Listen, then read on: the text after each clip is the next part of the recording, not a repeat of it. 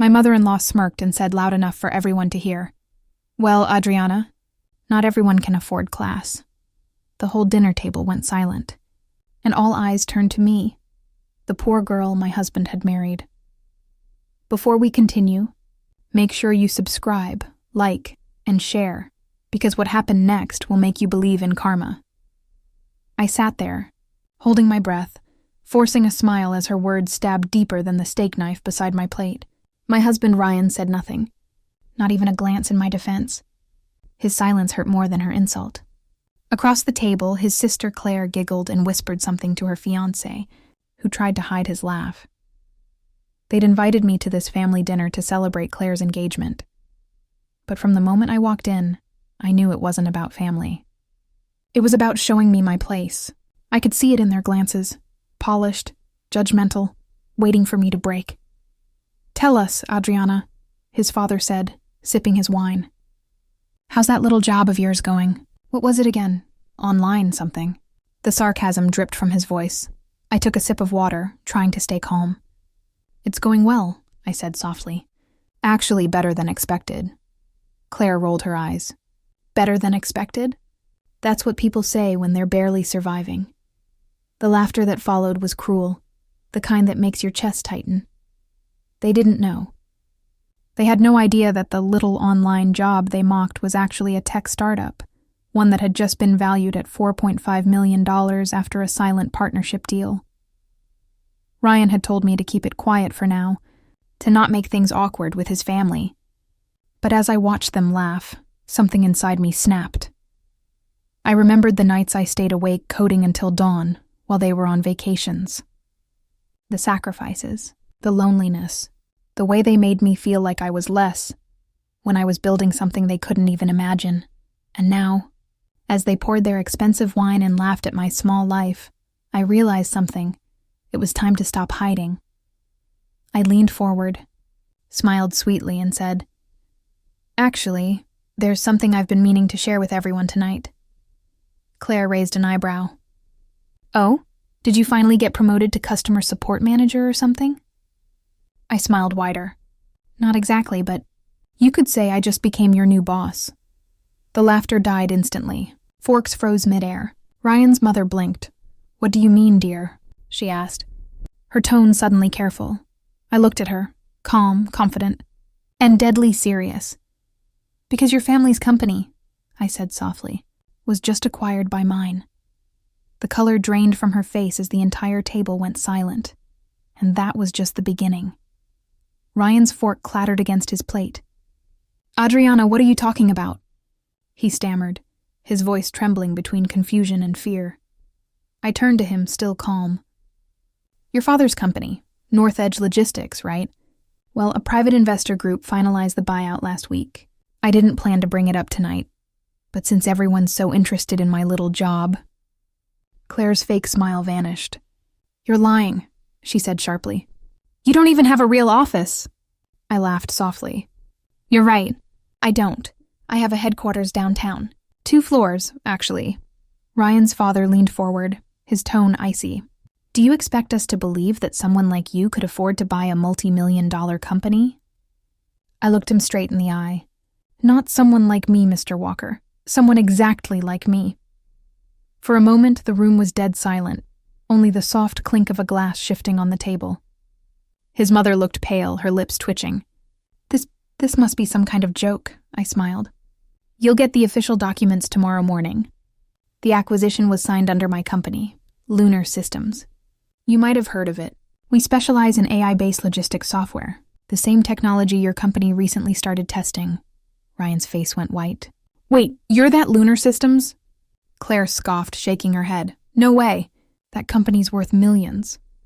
4.5, actually, I said quietly. "But who's counting?" His father pushed his chair back, anger flickering in his eyes. "You've been spying on us? Playing games with my business?" I stayed composed. "No, I've been working. While you all were busy mocking me, I was building something real, something powerful." His mother tried to regain control. "You could have told us," she said bitterly. "We're family, Adriana." I looked at her with a sad smile. "Family doesn't laugh when you're struggling. Family supports you. You never saw me as one of you." Just a girl who wasn't good enough for your perfect son. Ryan swallowed hard, guilt washing over his face. Adriana, I didn't know. I cut him off. You knew how they treated me, Ryan. You just didn't care enough to stop them. The air grew heavy. No one moved. No one spoke. Then Claire forced a laugh, trying to recover her pride. Okay, fine. Let's say you really bought the company. You still think that makes you better than us? I leaned back, my smile returning. No, Claire. I don't think it makes me better. I paused, my tone turning colder. It just means I'm the one signing your paycheck now. The color drained from her cheeks. Ryan's father's jaw tightened. His mother lowered her gaze. For the first time that evening, no one had anything to say. And just when I thought the silence couldn't get heavier, Ryan's phone buzzed. He looked down at the screen, and his eyes widened in panic. He glanced at me, then back at his parents. Dad, it's from the board. What does it say? His father demanded. Ryan's voice shook. They want to schedule an emergency meeting tomorrow. With the new owner. All eyes turned to me. I simply smiled. Guess I'll see you all at the office. But what they didn't know, the real shock, was still coming. Ryan's face turned ghost white, his hand trembling as he put down his phone. Adriana, we need to talk, he whispered, his voice barely audible. His mother jumped in instantly, desperate to regain control. There's nothing to talk about, she snapped. You may own shares, but you'll never be one of us. I gave her a calm smile. Oh, I'm not trying to be. I'm here for something much bigger. Claire scoffed again, rolling her eyes. Right. Bigger, like your imaginary empire built from your laptop? Her arrogance almost made me laugh. But before I could respond, Ryan's father's phone buzzed next. He looked at the screen. And the moment he saw the email subject, his entire expression shifted from rage to dread. Subject, ownership transfer confirmation. Lunar Systems acquisition completed, he read aloud, his voice cracking. The color drained from everyone's faces. I stayed quiet, letting the truth sink in. The same people who mocked my tiny business now realized their entire company, their legacy, belonged to me. Ryan's mother's voice trembled. You planned this, didn't you? I looked her dead in the eye. No, you planned to humiliate me tonight. I just let karma arrive early. Ryan stood up suddenly, panic in his eyes. Adriana, please. We should talk privately. I crossed my arms. Sure. Let's talk about the email I found on your laptop last month. The room froze. Ryan's face went pale. What email? He stuttered.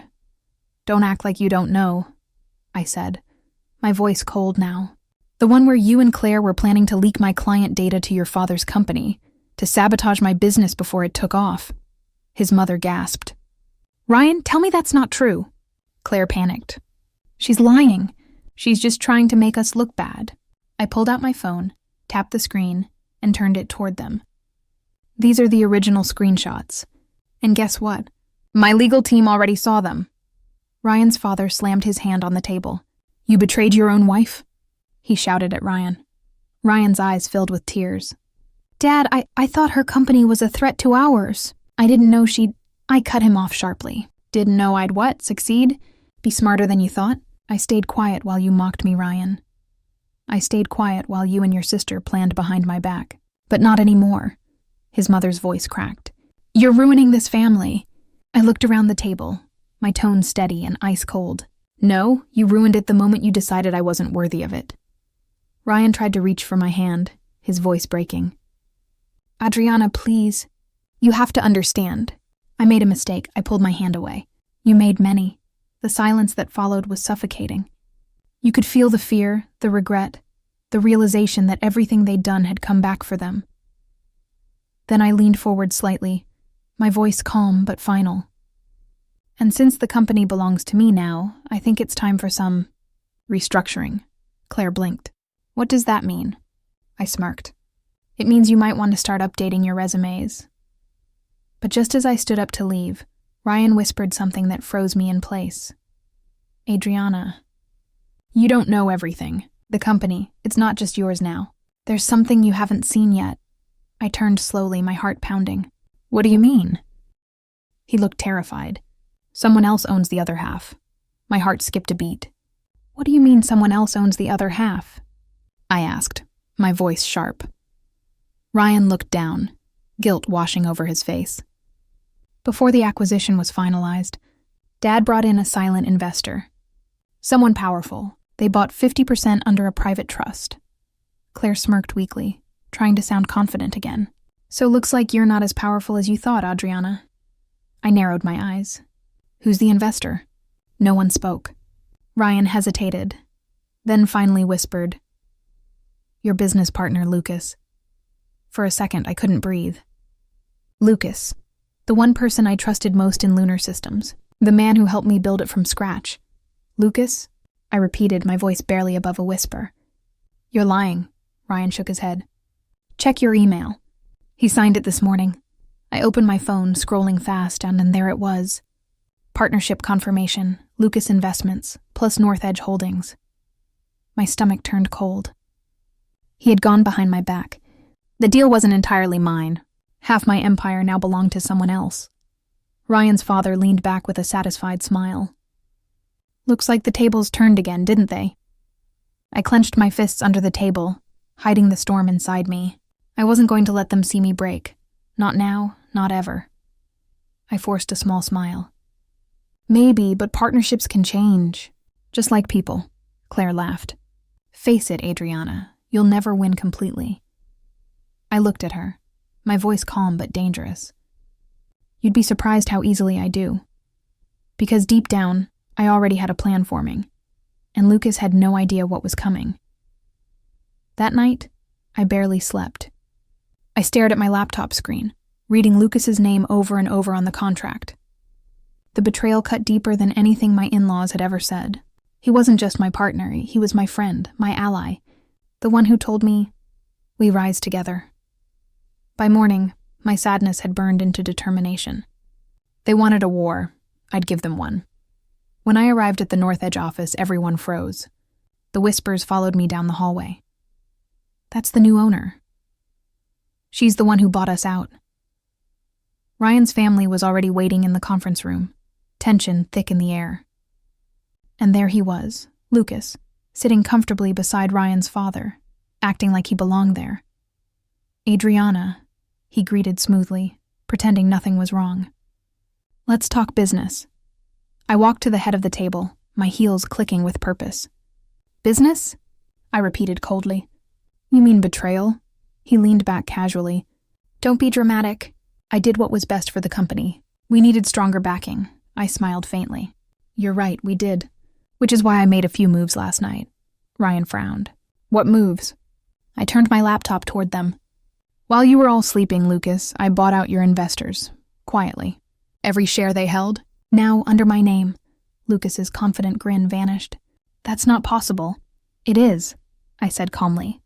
I know every loophole in our contract because I wrote it. Ryan's father stood abruptly. You can't do this. We have rights. I met his glare. You had rights. Past tense. Silence fell. Claire's voice cracked. So, you own everything now? I nodded slowly. Every single share. Every decision. Every paycheck. Lucas looked furious. You planned this? I stepped closer, my tone icy. No, you planned to take half of what I built. I simply finished what you started. Better. Ryan stared at me, guilt all over his face. Adriana, are you leaving me? I looked at him one last time. You left me the moment you stood with them. I gathered my files, turned to the stunned room and said quietly, Meeting's over. As I walked out, the staff in the hallway stood, watching, not with judgment this time, but with respect. The woman they once called the quiet wife had become the boss everyone feared. Outside, the sun was rising. I took a deep breath and smiled to myself. They tried to humiliate me. They tried to control me. But in the end, they had to bow to me. And this time, I wasn't hiding my crown anymore.